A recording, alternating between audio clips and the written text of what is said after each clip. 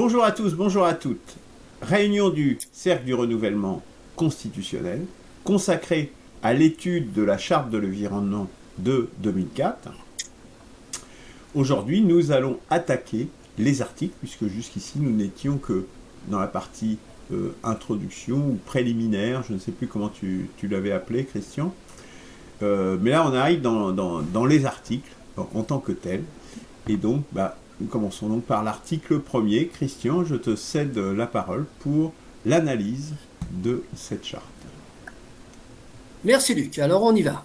Après avoir décliné les 7 considérations, 7 prémisses, situant le cadre dans lequel la charte de l'environnement va établir ses prescriptions a priori coercitives, article constitutionnel, ne l'oublions pas.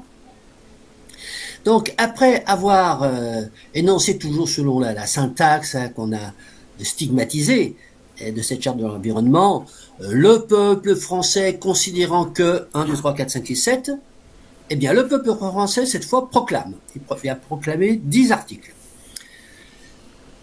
L'article 1er, c'est « Chacun a le droit de vivre dans un environnement équilibré et respectueux de la santé ». Chacun a le droit de vivre, chaque citoyen a le droit de vivre dans un environnement qui est équilibré et qui est respectueux de la santé. Alors, on a déjà traité cette question, ce problème du droit à. On a déjà traité dans des réunions précédentes. Et d'ailleurs, on l'a traité sans le résoudre, à savoir que à partir du moment où la Constitution, et à plus forte raison la loi ordinaire, établit un droit, eh bien, alors de mon point de vue, ça ne relève pas du législatif. Le législatif établit une interdiction, établit une contrainte, mais il n'établit pas des droits. Et ça relève de l'exécutif. Donc on rentre là de nouveau dans l'un de mes dadas qui est la confusion entre le législatif et l'exécutif. Parce que quand je dis dire le citoyen a droit à, et que je dis que ce n'est pas du législatif, eh bien je vais prendre une interprétation très très claire. Comment la loi peut-elle agir pour faire appliquer un droit à ? Et notamment, si on prend celui-ci dont nous parlons, le droit de chaque citoyen à vivre dans un environnement équilibré et dans un environnement respectueux de la santé. Comment donc la loi peut-elle agir pour faire appliquer un droit à ? Alors, moi je n'ai pas de réponse à cette question. C'est la raison pour laquelle je dis que ça ne relève pas du législatif. Ça relève d'un bureau des plaintes ou d'un bureau exécutif, ou ça relève de, disons, d'une enveloppe financière qu'on va donner à tous ceux qui disent je ne peux pas faire ceci, or j'y ai droit, donc donnez-moi les moyens de pouvoir faire cela. Alors, en plus de cette question de la capacité à la loi à garantir ce type de droit, comment déterminer les caractéristiques juridiques de ce droit tel qu'il est énoncé ? Alors par exemple, quelles sont les caractéristiques juridiques d'un environnement équilibré ? Existe-t-il une charte ? Alors, très souvent, la Constitution dit, après avoir mis une virgule, la loi ordinaire établira les dispositifs. D'ailleurs, je crois que dans l'article 3, l'article 4 de cette charte, on a cette fameuse virgule. Mais là, non. Donc, à défaut de nous renvoyer vers une loi détaillée qui nous dit qu'est-ce que c'est qu'un environnement équilibré, eh bien là, nous, on est dans l'imprécision la plus complète. Alors par contre, en environnement respectueux de la santé, on va peut-être arriver à le circonscrire d'une façon un petit peu plus précise. Et comme c'est souvent le cas dans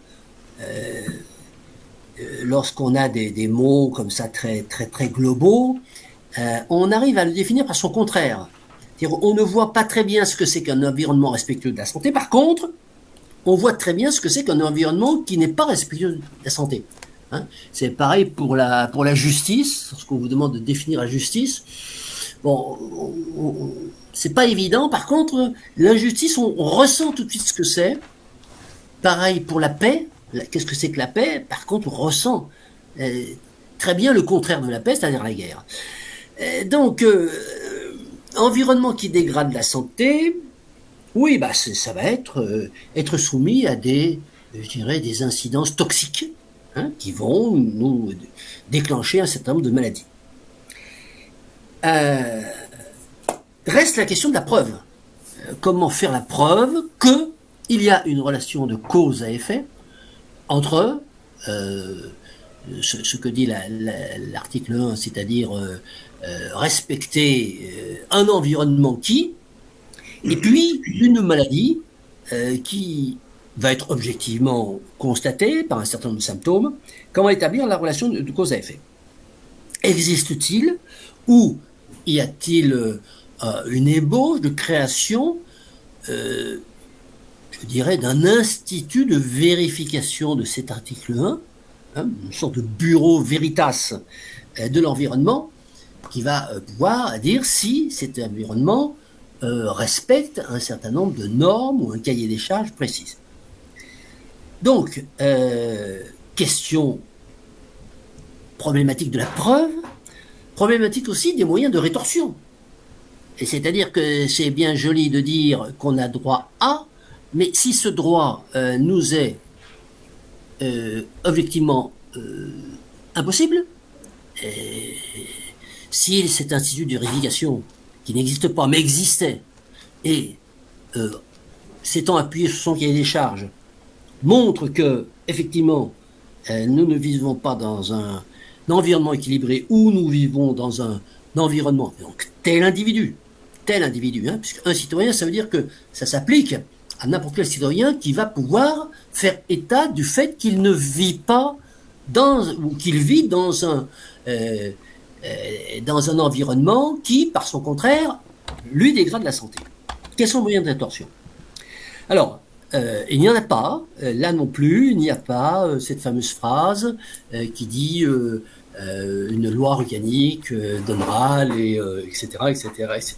Alors, bon, il n'en reste pas moins que cet article 1, sur le fond, il va dans le bon sens. Il va dans le bon sens parce que lorsqu'on dit que tout citoyen quand même doit, hein, droit à, ça veut dire que derrière il y a une espèce de notion de justice du fait de vivre dans un environnement équilibré ou de vivre dans un environnement qui ne dégrade pas la santé. Ça va dans le bon sens. Alors, il y a une affaire qui me revient à l'esprit, c'est une affaire agricole, l'affaire Giboulot en 2014. Ce monsieur Giboulot, qui était viticulteur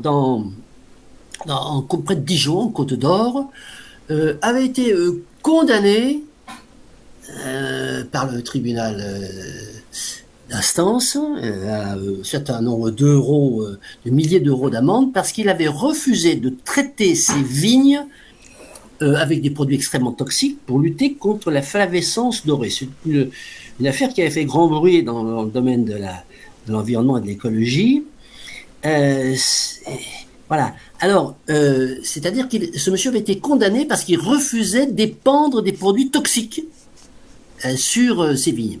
Alors évidemment, cette obligation préfectorale avait été prise sous la pression d'une corporation, c'est-à-dire la corporation des viticulteurs classiques, puisque ce monsieur Giboulot était un viticulteur en biodynamie, et qui avait donc fait obtenir un petit peu à l'image des betteraviers de la Picardie à propos des nicotinoïdes, et qui avait obtenu une loi, on appelle ça un décret préfectoral, mais c'est une loi coercitive qui obligeait tout le monde. Bon, Et donc Giboulot a fait intervenir cet article 1, hein, justement, enfin, entre autres, hein, disons que lorsqu'il a fait appel de cette décision, cet article 1 faisait partie de la batterie des argumentations de la défense et il a été relaxé.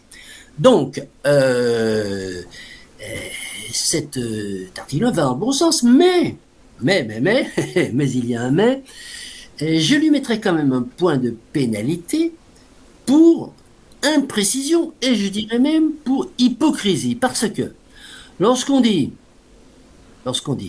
chacun a le droit de vivre dans un environnement équilibré et respectueux de la santé, on utilise ce fameux droit A qui n'a pas de sens juridiquement. Et pourquoi est-ce qu'on l'utilise? Parce qu'on n'ose pas dire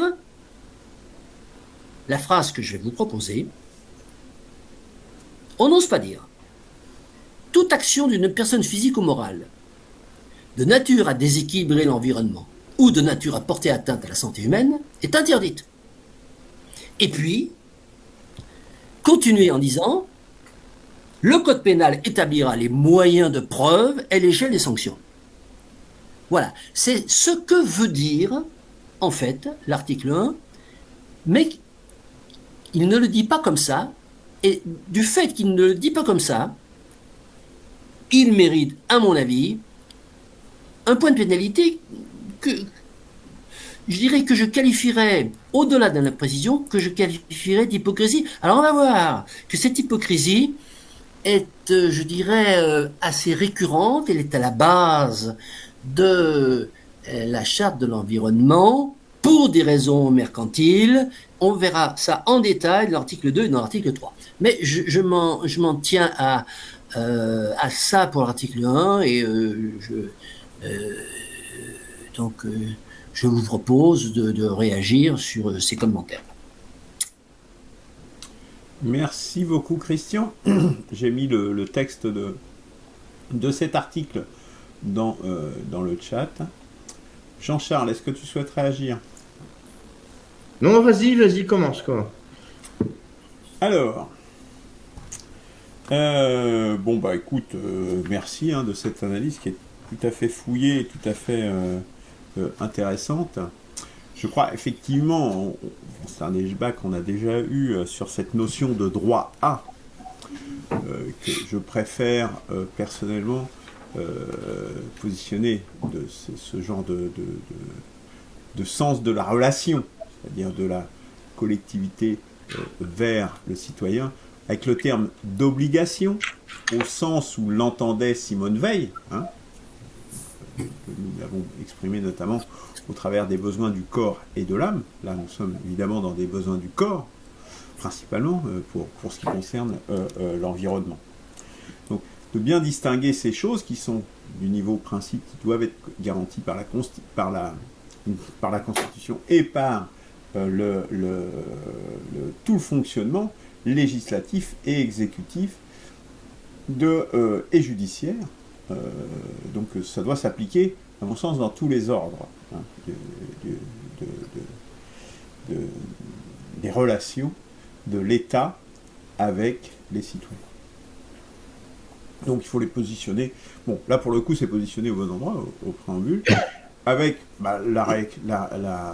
l'effet malgré tout que tu as signalé, qui n'est pas nul, puisque effectivement, pour une fois, nous avons un principe qui a réussi à s'appliquer dans le cas de monsieur Giboulot, si c'est bien le nom que j'ai. Giboulot. C'est pas Gilles Boulot. G-I-B-O. C'est une boutade, Christian. Ah, d'accord. Gilles Boulot, c'est le présentateur passe-plat de Macron sur TF1. Ah oui, Gilles Boulot. Oh là. Je ne suis pas l'actualité politicienne, donc je ne peux pas le savoir. Ouais, enfin, il est là depuis un moment, je crois. Gilles Boulot, oui. On connaît quand même, je pense. Donc voilà. Donc pour moi, bon, toi tu penses que ça relève exclusivement de l'exécutif. Pour moi, je pense que ça doit s'appliquer dans tous les ordres et qu'il ne saurait y avoir de loi qui qui déroge à ses obligations, comme je le répète, au sens de la philosophe Simone Weil, 1909-1945.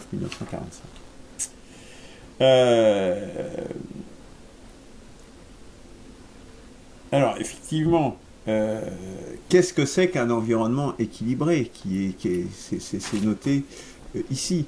Bien, effectivement, j'ai consulté justement, parce qu'on a un article dans notre préambule qui ressemble à ça, hein. Effectivement, nous l'avons qualifié comme, en fait, exempt de pollution nocive à court terme dans l'air, l'eau et le sol. Voilà, c'est comme ça qu'on l'a qualifié. Donc plutôt en négatif, en définitive. Alors, après, oui. Tu nous fais une proposition, parce que effectivement, et on avait complété en disant cet environnement doit être aussi proche que possible de la nature et de ses cycles, ce qui garantit le... Alors, après, on peut faire... Tu fais une proposition de rédaction qui interdit, quelque part, si j'ai bien noté ce que tu as dit, l'usage de tout produit nocif. Et là, nous ne sommes pas allés jusque-là, et ça me semble simplement impossible. Parce qu'il y a plein de produits nocifs, parce que et même l'eau est un produit nocif, parce que souvent, c'est la dose qui fait le poison. Même l'eau est toxique. Si vous buvez 100 litres d'eau, vous allez mourir. Ou si vous buvez de l'eau pure, sans sels minéraux à l'intérieur, c'est également nocif. Pour donner un exemple. L'oxygène aussi est nocif. S'il y a une trop forte concentration d'oxygène, or, l'oxygène est nécessaire notamment pour des besoins thérapeutiques, mais pas que pour des besoins thérapeutiques. Pour faire certains types de soudures, il faut, ou pour découper de la tôle, il faut de l'oxygène et de l'acétylène, qui sont, à ces concentrations, deviennent des produits toxiques. Donc, l'interdiction totale des produits nocifs n'est pas possible, n'est pas raisonnable, je dirais, n'est pas possible, quelque part. Les excréments, si on va aussi par là, sont aussi des produits nocifs, qui contiennent des bactéries qui sont mauvaises pour nous. Alors, c'est des choses que nous sécrétons nous-mêmes. Voilà, hein. Ce sont des produits de notre métabolisme. Donc, je pense on est obligé, alors peut-être il faut le déléguer, effectivement, trouver des modalités de souplesse, je dirais, dans l'application de ça, en posant un principe. Hein, faut pas que ça soit nocif. C'est pour ça qu'on a parlé de nocif à court terme dans l'air, l'eau et le sol. Enfin, voilà, c'est ce cadrage, c'est-à-dire que bah voilà, si c'est à court terme, c'est-à-dire bah voilà, vous épandez, je ne sais pas, un gaz mortel dans l'atmosphère et que vous le respirez, vous mourrez dans les minutes qui suivent. Bon bah voilà, ça c'est un peu l'idée.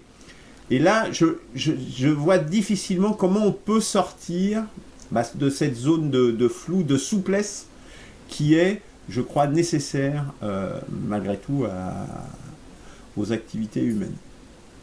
C'est un peu le problème que je vois. Bon, là, mais sinon, sur le reste, moi, j'ai rien à dire sur l'analyse que tu as faite. Ça va très bien. Jean-Charles ? Oui. Bien, moi, je reviens en fait à l'articulation générale de la charte. C'est ça qui m'interpelle vraiment. Avec ces attendus, ces considérations qui précédaient ce premier article et les suivants, je trouve qu'il y a quelque chose d'absolument bancal dans cette rédaction et dans cette conception d'écrire les choses. Et on pourrait, à la limite, penser que l'article premier pourrait être dans les attendus, enfin moi j'appelle ça des attendus, ce sont des considérations préliminaires. On pourrait considérer que cet article 1 pourrait être dans les considérations préliminaires. Pourquoi pas ? Enfin, je trouve que ce n'est ni fait ni à faire. Je veux dire, on pourrait dire, le peuple français considérant que chacun a droit de vivre dans un environnement équilibré, respectueux de la santé, etc. Au même titre que les ressources et les équilibres naturels ont conditionné l'émergence de l'humanité, qui est un des préliminaires. Enfin, il y a une espèce de collision, de flou absolu sur le niveau, l'endroit où se trouve chacune des affirmations par rapport à la sortie qui devrait être quelque chose qui générerait un truc qui ressemblerait à du droit ou à des choses qui pourraient être mises en place. Oui, parce qu'on ne peut pas mettre en place quelque chose qui vient derrière la prémisse, le peuple français considérant que les ressources et les équilibres naturels ont conditionné l'émergence de l'humanité. Ça, c'est effectivement une affirmation. Mais de la même façon, cet article 1 peut dire, considérant que chacun a droit de vivre dans un environnement équilibré et respectueux de la santé. Il y a une espèce d'enchevêtrement de niveau de discours qui est absolument pas différencié. On ne sait pas, à la limite, ce qui va produire du droit ou ce qui est politique, idéologique, ce qui est postulat ou opinion. Il y a une espèce de confusion. Depuis le départ, je n'arrive pas à comprendre comment des gens qui, soi-disant, ont fait des études, ont pu écrire un truc pareil. C'est-à-dire que là, on s'attend à ce que dans les prémices, on ait des postulats qui soient à peu près étayés scientifiquement, et on a vu qu'à plusieurs reprises, c'était du discours politique. Et là, maintenant, on a des espèces d'articles, enfin, je les ai pas tous en tête et étudiés, c'est notre cher Christian qui s'y est collé, et donc on va voir ce qu'il en est de la suite. Mais on a l'impression que ça continue avec le même niveau de confusion qui ressemble plus à des suites données à une croyance, des suites données à des soi-disant postulats, et on essaye d'en tirer des conclusions. Ensuite, ces rédacteurs essayent de se donner une posture, une posture de légiférant des grandes heures de la Révolution française, en essayant d'avoir des phrases les plus courtes possibles pour imprimer ce qu'ils aiment appeler des principes. Et ça leur donnerait, on a l'impression que ce sont les rédacteurs qui s'attachent, en faisant ce genre de phrases et de tirades lapidaires, s'attirent l'honneur et la gloire d'être à la hauteur de nos chers rédacteurs des droits de l'homme, etc. Mais il n'y a pas absolument aucun vraiment effort de clarification, l'effort de circonscrire ce dont il parle. On vient de le voir dans vos commentaires. C'est affligeant. On peut, oui, s'attacher à chacun des mots et faire des commentaires et se dire, bon, ça résonne bien, donc ça va peut-être dans le bon sens, ou non, il y a des exemples qui vont contre, et donc c'est mal emmanché. Mais on est quand même sur quelque chose de très fragile qui n'arrive pas à prendre la stature d'autorité, en tout cas de rationalité nécessaire, pour arriver à imprimer et à convaincre le lecteur et celui qui subira donc les conséquences de ces dispositions. Voilà, moi je suis sur ce truc-là, et on devrait faire une loi sur tout législateur doit se préoccuper avant d'écrire de circonscrire le champ rationnel et s'oblige à une clarté maximale avant d'écrire quelque chose. Voilà, pour moi c'est ça qui va peut-être me préoccuper pendant toute notre analyse, c'est cette espèce de façon de croisement entre ces prémices, ces préliminaires qui sont, à la limite, on pourrait les imaginer comme des articles, et ces articles qui vont être des dispositions qui pourraient être des préliminaires parce que ressemblant à des postulats lapidaires et non circonscrits. Voilà. J'en suis là de mes remarques. Voilà. Alors c'est bizarre, il y a 2 mains levées alors qu'il n'y a que toi qui as levé la main, Christian. Vas-y, Christian. Après, je réinterviendrai sur justement, précisément ce que tu viens de dire là, Jean-Charles. Oui, alors, bon, très rapidement, je n'ai pas parlé d'interdiction. Lorsque j'ai proposé une rédaction alternative, qui n'est pas une rédaction alternative d'ailleurs, c'est une rédaction claire de quelque chose qui n'est pas clair, j'ai pas parlé d'interdiction de produits toxiques, j'ai repris exactement les termes, c'est-à-dire il est interdit d'avoir une action, qu'on soit personne physique ou personne morale, qui est de nature à déséquilibrer l'environnement ou porter atteinte à la santé humaine. Voilà. Après, alors tu soulèves un problème effectivement de fond, qui va d'ailleurs être je dirais, la polémique constante de toute la législation environnementale, c'est il y a des choses qu'on ne peut pas interdire parce que c'est impossible compte tenu de la civilisation. Bon, ça c'est un débat effectivement extrêmement large. Mais l'article 1 reste au niveau des principes et la précision de rédaction que j'ai proposée, elle reste aussi au niveau des principes. Est-ce que tu peux mettre ta proposition dans le chat qu'on puisse la lire tous et que les gens puissent savoir, parce que moi je l'ai cité de mémoire, c'est pour ça que j'ai peut-être un petit peu déformé tes propos. Je fais un copier-coller, le chat il est là. Non mais où tu le feras après, c'est pas grave, continue. Non mais voilà, ça y est. Bon alors donc, ensuite, rédaction bancale, article 1 pouvant être en fait dans les considérations. Oui, bien entendu.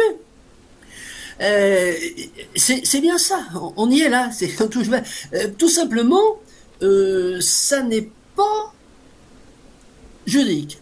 Ça n'est pas un article de constitution ni un article de code. C'est un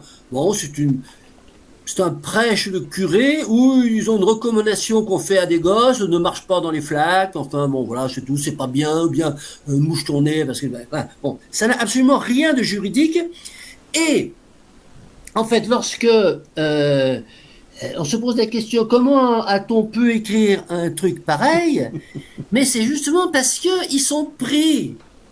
Et moi, je vais tenter une explication. Et d'ailleurs, j'ai dit, il y a ce problème de interdire mais pas trop. Voilà, ils sont pris là-dedans. En fait, cette législation, cette tentative de légiférer sur l'environnement, le rédacteur est pris dans un étau. Alors, il est pris dans un étau, c'est pas à son corps défendant, parce qu'il est à l'origine du truc, entre faire un prêche de choses qu'il faut pas faire, mais surtout ne pas être précis dans les sanctions, ou si possible même ne pas parler de sanctions.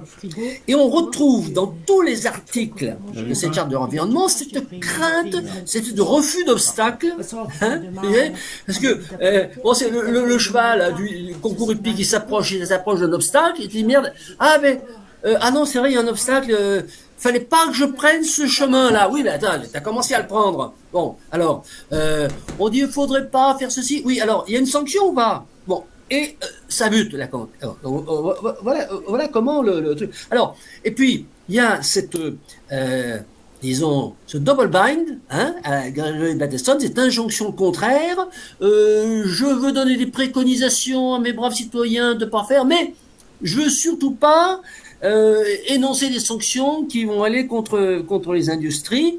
Donc il y a cette injonction contraire, ce double bind, et puis il y a la gloire.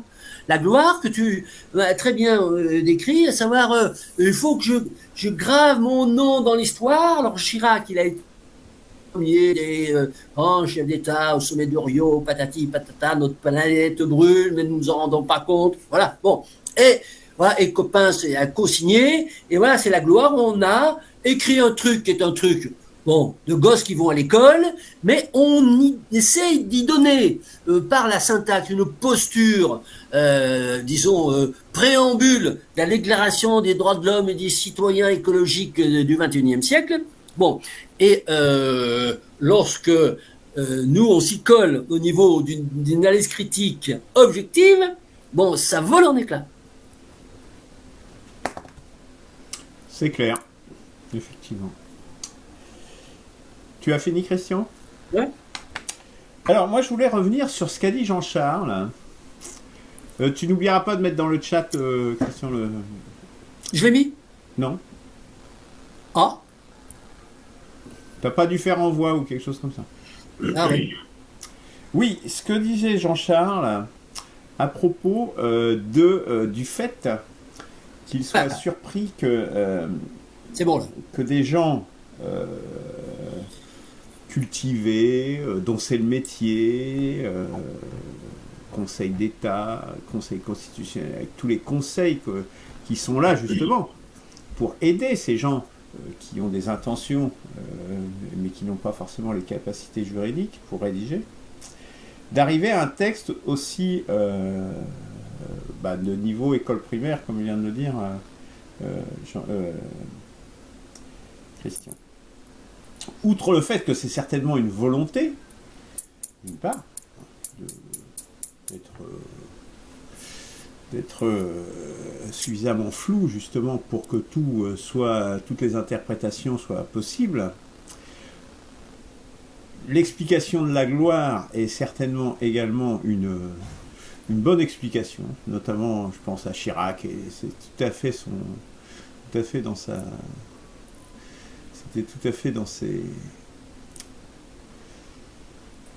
ambitions. Ses ambitions, voilà, chercher le mot, merci.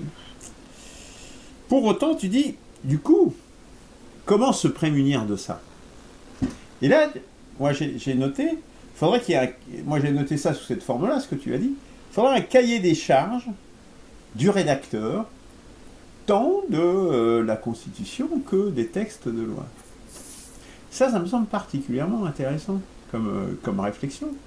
Notamment parce que dans les mouvements qui réclament les changements constitutionnels, on dit tout un chacun est apte à écrire la Constitution. C'est notamment notre ami Étienne Chouard qui dit cela.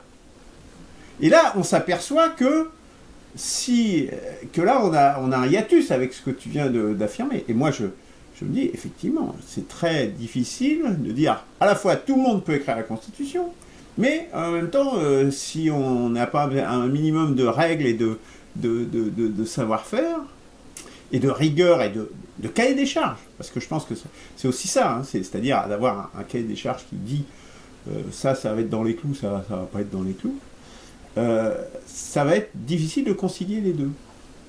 C'est-à-dire, ça c'est même nonobstant la question des problématiques idéologiques, hein. C'est souvent les problèmes des assemblées constituantes qui en définitive sont tellement teintées idéologiquement qu'en définitive elles mettent du jeu là où il ne devrait y avoir que des règles du jeu, et du cahier des charges et des règles du jeu. Et donc, bon, on voit bien toutes ces assemblées constituantes, bon là je sors un petit peu du cadre, mais de cette analyse stricto sensu, mais toutes ces assemblées constituantes, généralement, donnent des résultats qui ne rentrent pas en pratique, qui ne fabriquent pas des constitutions qui soient aptes à fonctionner dans le temps. Ça c'est juste historiquement vrai. C'est même pas un jugement, c'est un fait. Donc effectivement, il faudrait peut-être un cahier des charges du rédacteur. Peut-être que c'est un des résultats, un des sortants de nos travaux au CRC. Peut-être d'ailleurs que nous pourrions nous atteler à essayer de dire, non pas de proposer des rédactions alternatives. Bon, voilà, Christian l'a fait. Normalement, entre guillemets, on s'interdit de le faire parce qu'on ne veut pas être constituant, on est là en amont des constitutions. Et donc, mais bon, pourquoi pas, ça peut être à titre d'exemple, c'est quand même intéressant. Mais peut-être qu'on pourrait s'attacher à essayer de produire un artefact qui serait cahier des charges de la rédaction d'une constitution. Et en termes de comment ça devrait être juridique. Enfin voilà, hein. Essayer est-ce qu'on pourrait ajouter ça à notre programme? À la limite, j'ai l'impression que ça ferait partie des travaux, je dirais, normatifs, pour le coup, un peu comme... Alors, le glossaire n'est pas tout à fait normatif, il est un petit peu entre les deux, mais voilà. Cahier des charges, par exemple, réagir à un glossaire. Typiquement, ça serait un des trucs du cahier des charges, un des premiers trucs, ça serait rédiger un glossaire. Voilà. Peut-être un certain nombre de choses comme ça que l'on pourrait, au moins sur la forme et sur la structure, émettre. Voilà, je lance l'idée, bon, nous en discuterons en interne après, mais je pense que c'est tout à fait pertinent ce que tu disais, Jean-Charles Aspro. Voilà, est-ce que vous avez d'autres choses à ajouter? Oui, sur les constituantes dont tu viens de parler, effectivement, enfin, une constitution, normalement, enfin, c'est ce que je dis quand des personnes ont des intentions de rédaction, des espèces de tocades à vouloir effectivement faire comme Schwab, etc. C'est que une constitution ne doit être ni de droite ni de gauche. À la limite, on pourrait même dire elle ne doit être ni mondialiste ni souverainiste. Enfin, une constitution doit être valable dans toutes les, enfin, être applicable à peu près pour un maximum d'idéologies valides pour un maximum de situations, etc. Donc, je vais dans le sens de ce que tu viens de dire. Voilà. Moi, j'ai pas commenté l'affaire, le contenu même de l'article. Je m'en suis tenu à une posture avant de rentrer dans l'écriture au sujet de l'équilibre de l'environnement ou le respect de la santé. Ce sont les deux sujets qu'ils essayent d'aborder d'une façon absolument confuse, sans précision, sans voilà. On est bon. La réaction de Christian me paraît beaucoup plus intéressante, beaucoup plus objective. Enfin, en tout cas, la rédaction, enfin le rédacteur, qui est pour le coup Christian, assume en écrivant de cette façon un peu plus sa posture de quelqu'un qui entend faire du droit et générer du droit. Et c'est ce qu'on voit. On voit que ceux qui ont écrit donc cette charte sont absolument incapables d'assumer de le faire, non seulement de le faire, mais en plus d'assumer, ce qui est moralement quand même très, très ennuyeux. La rédaction de Christian, qui est beaucoup plus satisfaisante dans sa forme, ne résout malgré tout pas, si vraiment on veut rentrer dans le détail, le problème de savoir qu'est-ce qui déséquilibre l'environnement et qu'est-ce qui atteint la santé humaine. Bon, c'est vrai que à ce moment-là, on en vient à l'exigence rédactionnelle par rapport au contenu qui est souvent une pierre d'achoppement dans nos discussions, parce que parfois on a tendance à vouloir dire bon bah oui, on peut pas faire un livre à chaque article pour décrire tel ou tel objet du contexte de l'article. Voilà, c'est juste la remarque, mais c'est la remarque sur une difficulté générale. Voilà. Et pour finir, juste quand tu dis un environnement équilibré, Luc, tu as tenté tu as fait référence à une définition que tu as faite, toi, dans ton espace de réflexion. Moi, je pourrais dire, juste, c'est une boutade, qu'un environnement équilibré, c'est un pH ni acide ni alcalin, c'est un pH neutre. Enfin voilà, c'était juste une boutade, mais pour dire qu'à la limite, on peut se perdre dans différentes directions. Voilà. C'est ça. Et effectivement, et c'est pour ça peut-être, je pense que c'est la proposition que je fais, d'essayer de travailler un cahier des charges rédactionnel. On voit bien avec nos travaux sur le glossaire que c'est pas facile, mais je pense que l'exercice mérite d'être tenté pour que nous essayons d'être de bons conseils, je dirais, aux constituants. Voilà. Christian, tu veux ajouter un dernier mot ? Oui, oui, parce que, bon, on est là vraiment au centre hein, de, de ce que tente de vouloir faire la charte de l'environnement, d'une part, et d'autre part de euh, son élément dans le bloc constitutionnel. C'est-à-dire, qu'est-ce que c'est qu'une constitution? Qu'est-ce que c'est qu'un code sur l'environnement et qu'est-ce que c'est qu'une constitution générale? Bon, je pense qu'on peut rester sur qu'est-ce que c'est qu'un code de l'environnement. Concernant la constitution générale, lorsque tu poses la question tout le monde peut écrire la constitution, je pense que c'est déjà à l'ordre du jour de l'un de nos débats ouverts. Hein, voilà, donc je ne pense pas qu'on puisse réduire le positionnement de notre ami Étienne Chouard ou de moi-même. Tout le monde peut écrire la Constitution. Bon, déjà, qu'est-ce que ça veut dire peut? Tout le monde peut. C'est-à-dire tout le monde est capable de ou tout le monde a le droit de. Bon, voilà. Donc, alors, tout le monde peut écrire une Constitution.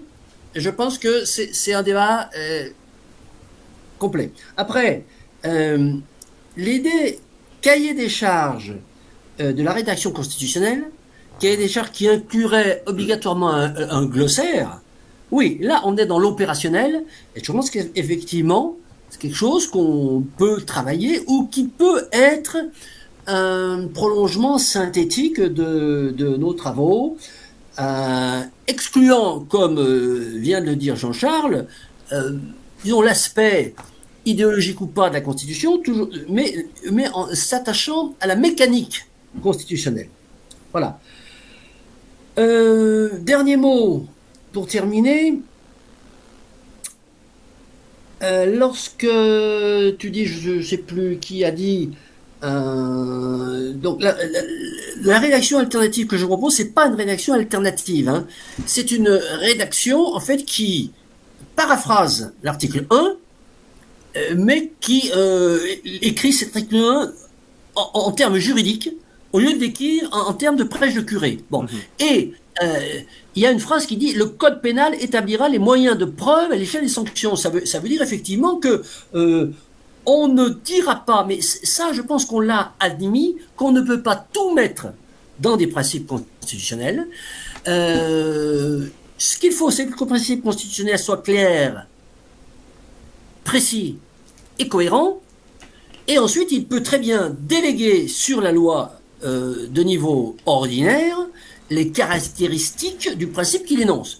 Et là, en l'occurrence, le principe, c'est un environnement équilibré, c'est une santé préservée, ça, c'est un principe, mais il faut des moyens de preuve et une échelle de sanctions, et ça, la loi de niveau inférieur peut le faire, et lorsque je dis le code pénal, je dis que ça doit être dans le code pénal. Voilà. Oui, absolument. Alors, effectivement, on peut le dire comme ça, sauf que, voilà, ça l'enforce, quelque part. Mais normalement, ça devrait naturellement, c'est à ça que sert un préambule. Moi, je dirais, j'ajouterais une échelle intermédiaire, enfin, c'est ce que nous avons fait, hein, c'est parce que il y a un certain nombre de choses qu'on ne veut pas mettre dans des principes parce que c'est une notion de détail, mais qu'on ne veut pas laisser non plus déléguer à la loi. C'est-à-dire qu'on veut quand même que ça ait une valeur constitutionnelle. Et nous avons créé un bloc annexe, avec tout un tas d'annexes dans la Constitution, donc qui doivent être révisés selon les mêmes principes et les mêmes modalités que la Constitution. Donc c'est quand même très important, mais qui sont des détails qui ne vont pas encombrer non plus la lecture et la bonne compréhension de principes, parce que sinon là effectivement ça devient très vite illisible. Merci messieurs. Donc je pense qu'on en reste là pour l'article 1. Merci.